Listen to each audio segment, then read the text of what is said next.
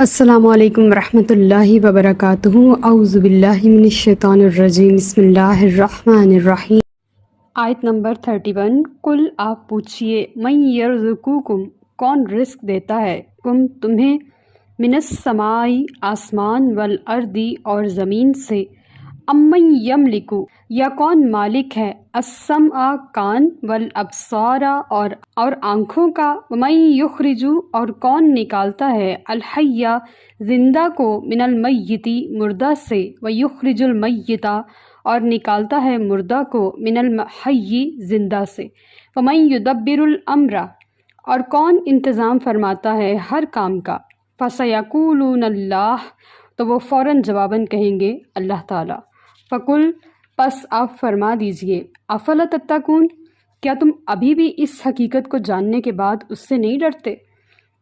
بڑی خوبصورت آیت ہے، اور اس میں اللہ تعالیٰ کی قدرت کے کمال جلوے دکھائے جا رہے ہیں۔ اللہ تعالیٰ فرما رہے ہیں کہ اے نبی، آپ ذرا ان سے پوچھئے کہ آسمان اور زمین سے تمہیں رزق کون دیتا ہے۔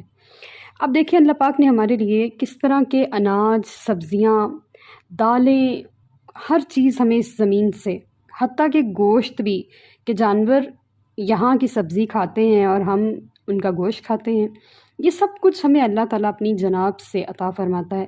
یہ لوگ تو، یا ہم لوگ بھی چلیں اپنی بات کرتے ہیں، بیج بو کے گھر آ جاتے ہیں اس میں ہل چلا کے، باقی کے سارے کام کون کرتا ہے؟ وہ رب کل جہاں، جو سورج کو، روشنی کو، پانی کو، اور آکسیجن کو، کاربن ڈائی آکسائڈ کو، سب کو ملا کے اس کھیتی کو آباد کرنے میں لگا دیتا ہے۔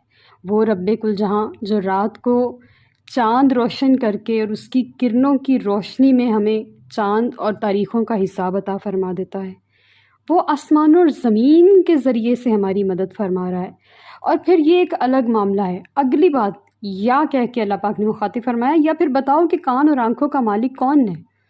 یہ جو تمہیں سنائی دے رہا ہے، کیا یہ تمہارے بتوں کی وجہ سے ہے؟ یہ جو تم سب دیکھ رہے ہو، کیا اس میں تمہارے بتوں کا کوئی حصہ ہے؟ یہ جو تمہیں رزق مل رہا ہے، کیا تمہارے بت تمہیں لا کر دے رہے ہیں؟ اگلی بات اللہ تعالیٰ پوچھتے ہیں، ان سے پوچھئے کہ زندہ کو مردہ سے اور مردہ کو زندہ سے کیسے نکالتا ہے۔ اس کی مثال کچھ یوں ہے کہ جیسے جانور ہے یا انسان ہے، تو اس کی تخلیق انڈا یا نطفہ سے ہوتی ہے، تو انڈا یا نطفہ بے جان ہے، اس بے جان سے اللہ جاندار بنا دیتا ہے، اور پھر وہی جاندار ایک بے جان بناتا ہے، اسی جاندار سے اللہ ایک بے جان کو تخلیق فرماتا ہے نطفہ اور انڈا کی صورت میں۔ یہ ہے اللہ، اور وہ ہر کام کو تدبیر کے ساتھ کر رہا ہے۔ یہ نہیں ہے کہ اس نے مینیج نہیں کیا ہوا، یہ خود بخود چل رہا ہے، وہ پوری پلاننگ کے ساتھ، دور اندیشی کے ساتھ، اپنی تدبیر کے ساتھ، اپنی سوچ سمجھ صلاحیت کے ساتھ، اپنی ذہانت کے ساتھ وہ اس کائنات کو چلا رہا ہے، اور صدیوں سے اس کا تجربہ ہے۔ ہم روز اللہ کو مشورہ دیتے ہیں، یا اللہ یہ نہ ہوتا تو یہ ہو جاتا، یہ نہ کرتا تو ہم ایسے کر لیتے، کاش یہ نہ ہوتا، لیکن اس کا صدیوں کا تجربہ ہے، وہ بہتر جانتا ہے کہ اس نے کیا کرنا ہے۔ ہم اسے مشورہ دینے والے کل کے پیداوار کون ہوتے ہیں، جبکہ وہ ہمارا بھی خالق ہے، وہ ہم سب سے زیادہ پوری کائنات کو سنبھالے ہوئے اور جانتا ہے، اور وہ سمجھتا ہے کہ کیا کرنا ہے۔ ہم اسے مشورہ دینے والے کوئی نہیں ہوتے، تو اللہ اپنے کام کو تدبیر کے ساتھ کرتا ہے۔ اگر دل میں کہیں اخلاص اور ایمان ہوگا نا کوئی ذرہ بھر، تو وہ فوراً بے اختیار کہہ اٹھیں گے کہ اللہ، یہ سب کام اللہ کرتا ہے، وہی رزق دیتا ہے، وہی ہماری بصارت اور ہماری سماعت کا مالک ہے، وہی زندہ اور مردہ بناتا ہے۔ پھر بھی اللہ تعالیٰ پوچھ رہے ہیں کہ کیا تم اس سے ڈرتے نہیں ہو؟ جب اس کی اتنی بڑی سلطنت ہے اور وہ اکیلا بادشاہ ہے، تو تمہیں اس سے خوف نہیں آتا کہ کل تم اس کے سامنے ان بتوں کو لے کر کیسے جاؤ؟ آیت نمبر 32۔ فذالکم اللہ، پس یہ تمہارا اللہ ہے، ربکم الحق، جو تمہارا حقیقی پروردگار ہے۔ آیت کا یہ حصہ مجھے بہت پسند ہے، اور میں اکثر اس کو بار بار اپنے ذہن میں لاتی ہوں، اپنی زبان پر لاتی ہوں، کہ واقعی ہر بات میں اللہ ہی تمہارا رب ہے، جو کہ رب حق ہے۔ فماذا، پس کیا ہے، بعد الحق کی، حق کے بعد، الا الضلال، سوائے گمراہی کے، فانا تصرفون، پس تمہیں کدھر موڑا جا رہا ہے؟ بڑی خوبصورت آیت ہے۔ پچھلی آیت میں پڑھا ہے کہ کس طرح سے اللہ تعالیٰ ہر چیز کا خالق اور مالک ہے، اور وہ ہر چیز کے اندر اپنا آپ دکھا کے بتاتا ہے کہ یہ تمہارا اللہ ہے۔ کبھی بھی کچھ ایسا ہو جاتا ہے جو عام طور پہ نہیں ہو رہا ہوتا، جو نارمل نہیں ہوتا، جو کبھی خاص موقعوں پر ہوتا ہے، اور وہ جیسے بہت شدید گرمی کے دوران ایک دم ٹھنڈی بارش ہو جائے، تو یہاں یاد آتا ہے ذالکم اللہ، یہ تمہارا اللہ ہے۔ جب بہت زیادہ تپش کے بعد بہت ٹھنڈک مل جائے، جب بہت زیادہ شدید سردی میں اچانک دھوپ نکل آئے، تو وہاں پہ وہ یاد آتا ہے وذالکم اللہ۔ جب بہت بھوک لگ رہی ہو اور کھانا بنانے کا دل نہ کرے اور کہیں سے بہت اچھا کھانا آ جائے، تب یاد آتا ہے فذالکم اللہ۔ جب کہیں انسان سڑک پہ جا رہا ہو اور اسے کوئی بیماری نہ ہو، کوئی تکلیف نہ ہو، اچانک وہ ایک ایکسیڈنٹ میں مارا جائے، تب یاد آتا ہے فذالکم اللہ، وہ تمہارا اللہ ہے۔ جب انسان بالکل تندرست ہو، صبح کو ٹھیک ہو اور رات کو وہ بیمار ہو کے ہاسپٹل چلا جائے، تب یاد آتا ہے فذالکم اللہ، یہ تمہارا اللہ ہے۔ جب زندگی بالکل سمودھ چل رہی ہو اور ایک دم سے زلزلہ آ جائے، تب یاد آتا ہے، سیلاب آ جائے تب یاد آتا ہے، بہت موسلادھار بارش ہو اور رکے ہی نہ، تب یاد آتا ہے، اور بہت دھوپ پڑ رہی ہو اور بارش نہ ہو رہی ہو، خشک سالی آ جائے، تب یاد آتا ہے۔ ہر موقع پہ، ہر بات پہ فذالکم اللہ، یہ تمہارا اللہ ہے۔ اور پھر جو رب حق ہے، حقیقت میں وہی ہے، سب کچھ وہی ہے، میں نہ ہی سب تو، بس تو، صرف تو۔ اور یہ جو اللہ ہو ہے، یہ اسی بات کو کہتے ہیں کہ بس کچھ بھی نہیں، صرف اللہ، اور ہو کی نسبت اس کی طرف، بس تو اللہ، بس تو، صرف تو۔ اگلے حصے میں اللہ تعالیٰ فرما رہے ہیں کیا حق کے بعد گمراہی کے سوا بھی کچھ ہے؟ تو اس آیت کو سمجھنے کے لیے یہاں پہ علامہ ابوبکر ابن العربی الاندلسی رحمۃ اللہ تعالیٰ علیہ نے اپنی تفسیر میں غنا کے بارے میں اور شطرنج کے بارے میں بحث کی ہے، اور ان کی عبارت کا ایک ترجمہ ہم ضرور یہاں پہ جانیں گے۔ آپ لکھتے ہیں کہ اکثر علماء کے نزدیک، جن میں حضرت امام مالک بھی ہیں، غنا ایک ایسا لغو ہے جو دلوں میں ہیجان پیدا کرتا ہے، اور قرآن و سنت میں اس کی حرمت پر کوئی دلیل نہیں ہے، بلکہ اس صحیح حدیث سے اس کا مباح ہونا ثابت ہوتا ہے کہ حضرت ابوبکر صدیق رضی اللہ تعالیٰ عنہ ایک روز حضرت عائشہ صدیقہ رضی اللہ تعالیٰ عنہ کے ہاں تشریف لے گئے۔ ان کے پاس انصار کی 2 لڑکیاں وہ اشعار گا رہی تھیں جو انصار نے جنگ بعاث کے بارے میں کہے تھے۔ حضرت صدیق اکبر رضی اللہ تعالیٰ عنہ نے غصے سے فرمایا، نبی کریم صلی اللہ علیہ وسلم کا کاشانہ اقدس ہو اور اس میں شیطان کے آلات۔ حضور نے جب یہ سنا تو فرمایا، اے ابوبکر انہیں گانے دو کیونکہ آج عید کا دن ہے۔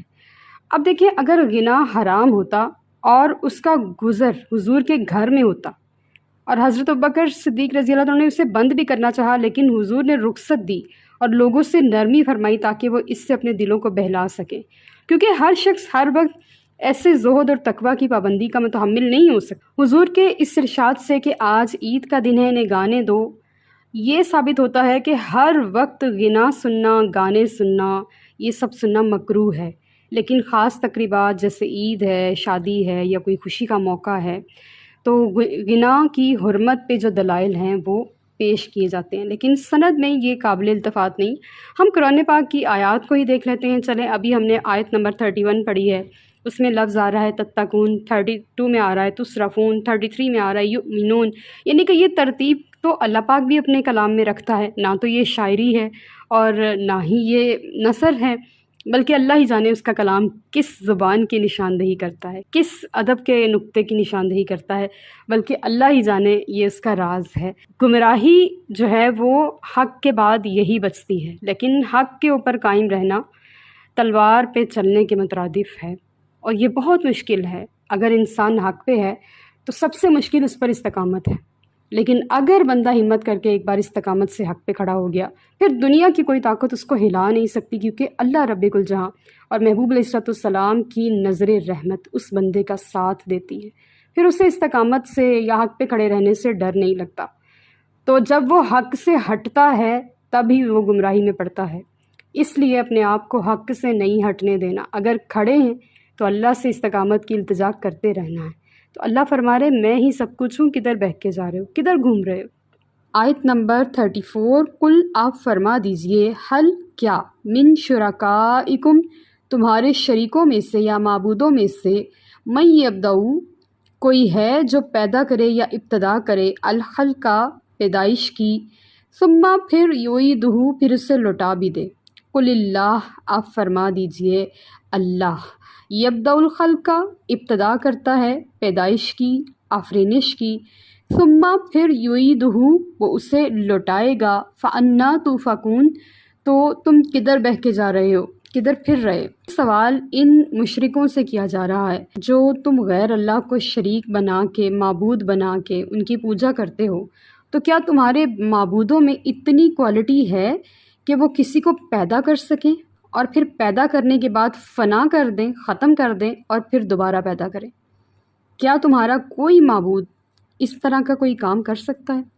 آپ دیکھیے اللہ تعالیٰ نے انسان کو پیدا کیا پھر وہ اس کو مارے گا پھر زندہ کر کے دوبارہ میدان حشر میں کھڑا کرے گا، تو کیا وہ اس بات پر قادر ہیں ان کے معبود کہ وہ یہ سب کام کر سکیں؟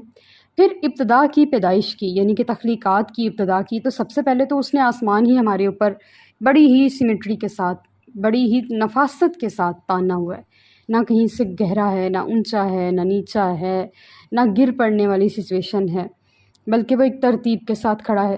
پھر اس آسمان پر بے شمار ستارے ہیں، چاند ہے، سورج ہے، کیا کبھی کوئی چیز ان کے اوپر آ کے گری ہو یا یہ اس کا شکار ہوئے ہوں؟ ایسا ہوا ہی نہیں کبھی۔ تو اللہ تعالیٰ نے جن چیزوں کو اتنی خوبصورتی کے ساتھ ترتیب دے کے بنا رکھا ہے، کیا ان میں سے کوئی ایسا کر سکتا ہے؟ اور یہ بت جو اب گڑھے ہیں تو وہ سب کچھ جو کائنات میں ہے وہ تو لاکھوں کروڑوں اربوں سال سے موجود ہے، ہمیں تو پتہ ہی نہیں، اس کی تو گنتی کا ہی اندازہ نہیں ہے کہ کب آدم علیہ السلام دنیا میں تشریف لائے تھے اور یہ دنیا کب سے تخلیق فرما ہے، تخلیق ہوئی ہے پہلے سے ہی، اور وہ جنت میں کتنا عرصہ رہے ہم یہ بھی نہیں جانتے، وہ زمین پر کب اتارے گئے ہم یہ بھی نہیں جانتے، ان کے آنے سے پہلے کائنات سیٹ کیسے کر دی گئی تھی ہم کچھ بھی نہیں جانتے، کیلنڈر تو تھا ہی نہیں، یہ کب تب جب یہ سب کچھ تو حضرت آدم علیہ السلام کی دنیا میں آنے کے بعد سٹارٹ ہوا نا، اس سے پہلے تو کچھ بھی نہیں ہم جانتے تھے، دنوں کا ماہ سال کا ہمارے پاس کوئی حساب نہیں تھا، لیکن اس رب دو جہاں کے پاس سارا حساب ہے۔ تو یہ بت تو آج کی تخلیق کردہ ہیں، آج کی پیداوار ہیں، یہ خدا کیسے ہو سکتے ہیں؟ اتنی بڑی دلیل کون دے سکتا؟ وہ رب کل جہاں ہی اپنی آیات میں اتنی خوبصورت اور بڑی دلیل دے سکتا ہے۔ پھر اے نبی آپ ان سے فرما دیجئے ایک اللہ ہی تو ہے جو تخلیق کی ابتدا کرے گا کی جس نے، اور وہ اس کو لوٹائے گا بھی، اور انسانوں اور یہ پوری کائنات کے ساتھ جو معاملہ کرے گا وہ واحد، وہ تنہا، وہ اکیلا رب ہی کرے گا، اور ان کے معبود جو بہت بعد میں پیدا ہوئے ہیں اور یہ کسی بھی چیز پر قادر نہیں، فَأَنَّا تُؤْفَكُونَ آج بھی تمہارے پاس موقع ہے، آج بھی لوٹ آؤ، کدھر بہہ کے جا رہے ہو؟ یہ غلط راستہ ہے جس کی طرف تم چل پڑے ہو۔ آیت نمبر 35 قل آپ فرما دیجئے حل من شرکائکم کیا تمہارے معبودوں میں سے من یہدی کوئی رہنمائی کر سکتا ہے الی الحق کی حق کی طرف؟ قل اللہ آپ فرما دیجئے کہ اللہ ہی یہدی للحق حق کی طرف رہنمائی فرماتا ہے۔ افمن یہدی بھلا وہ جو راہ دکھائے الی الحق کی حق کی طرف، حق کو زیادہ حقدار ہے ان یتبع کہ اس کی پیروی کی جائے، امن یا وہ لا یہدی کہ جو خود نہیں پاتا راہ کو، الا مگر یہ کہ ان یہدا اس کی رہنمائی کی جائے۔ فما لکم تو تمہیں کیا ہو گیا ہے، کیف تحکمون تم کیسے غلط فیصلے کرتے ہو؟ اس آیت میں اللہ تعالیٰ کی وحدانیت کی اس سے بھی زیادہ روشن اور شاندار دلیل اللہ پاک بیان فرما رہے ہیں۔ پچھلی آیت میں تو ہم نے پڑھا نا کہ وہ جو معبود ہیں وہ کچھ تخلیق نہیں کر سکتے بلکہ وہ خود مخلوق ہیں۔ اب اللہ تعالیٰ پوچھ رہے ہیں کہ بتاؤ تمہارے شریک تمہیں ہدایت بھی دیتے ہیں، یعنی کہ اللہ تو رشد و ہدایت کا سرچشمہ ہے، اور ہدایت وہی ذات عطا فرماتی ہے اپنے بندوں کے تھرو، اپنے رسولوں کے تھرو، پیغمبروں کے تھرو، فرشتوں کے تھرو وہ پیغام بھیجتی ہے اپنے بندے کو سمجھانے کے لیے، جو کہ اسی کا نائب ہے زمین پر۔ وہ ان اپنے بندوں ہی کے ذریعے اپنے بندوں کو رہنمائی کے لیے راستے فراہم کرتا ہے۔ تو کیا یہ جو تمہارے معبود ہیں یہ تمہیں ہدایت بھی دیتے ہیں؟ اللہ تعالیٰ خود ہی اس بات کا جواب دیتے ہیں کہ کیا وہ شخص یا وہ معبود یا وہ بت جو کہ خود اللہ کی مخلوق ہیں وہ ہدایت دینے کے زیادہ حقدار ہیں، یا وہ ذات جو ہدایت کا سرچشمہ ہے وہ ہدایت دینے پر قادر ہے؟ اور وہ سیدھی راہ کسی کو کیا دکھائیں گے جو خود اپنی جگہ سے اٹھ بھی نہیں سکتے؟ اتنی بڑی دلیل ہے، ایک اتنا بڑا تھپڑ ہے ان کے منہ پہ کہ وہ اپنے معبودوں کو خود اٹھا کے لے جاتے ہیں، خود بناتے ہیں، خود پیدا کرتے ہیں، ان کی تخلیق کرتے ہیں، ان کی صفائی ستھرائی کرتے ہیں۔ وہ ان کا کیا کام کریں گے جو خود اپنے لیے راستہ نہیں دیکھتے، جو خود بینائی سے محروم ہیں، سماعت سے، بصارت سے، گویائی سے محروم ہیں؟ وہ کسی کو کیا راستہ دکھائیں گے، کیا ہدایت دیں گے، کیا کسی کی رہنمائی کریں گے؟ اللہ تعالیٰ فرما رہے ہیں کیا ہو گیا ہے تمہیں؟ انسان ہوتے ہوئے، اشرف المخلوقات ہوتے ہوئے تم سمجھ ہی نہیں پا رہے، کیسے غلط فیصلے کر رہے ہو؟ اللہ کی ذات اور بے جان بتوں میں کیا مناسبت ہے؟ ان دونوں میں کیا ایسی چیز ہے جو مشترک ہے؟ وہ کچھ بھی نہیں ہے، اور وہ رب سب کچھ۔ وما علینا الا البلاغ المبین۔ Like, subscribe and share.